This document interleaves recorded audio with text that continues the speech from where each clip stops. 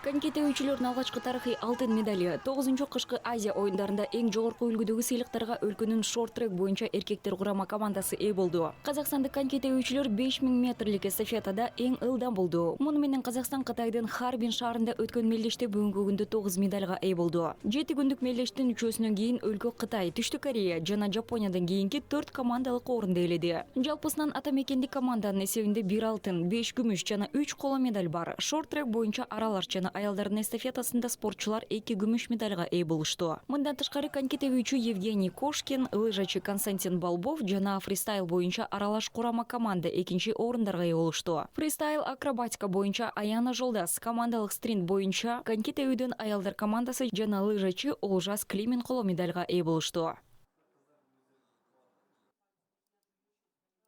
В Харбине, где в конкуренции с сильнейшими сборными мира, японцами, корейцами. Харбинде дүйнөнүн эң күчтүү Жапон, Корей, Кытай курама командалары менен атаандашып биз алтын сыйлыкка ээ болдук. Биатлончуларыбыздан жок дегенде 2 алтын медаль ала алабыз деп үмүттөнөбүз. Айта кетчү жагдай, коньки тебүүчүлөрдүн мелдеши баштала элек. Бизде таланттуу жаш команда бар. Ошондуктан алардан да медальдарды күтөбүз. Эсеп боюнча айта албайбыз. Анткени ошол лыжа тебүүчүлөр күчүндө. Коньки тебүүдө бизде дагы сыйлыктар болот деп күтүлүүдө. Башка спорт түрлөрүнүн күтүүсүз жеңиштерди күтөбүз. У нас планируются еще награды. Ждем сюрпризы от других видов спорта.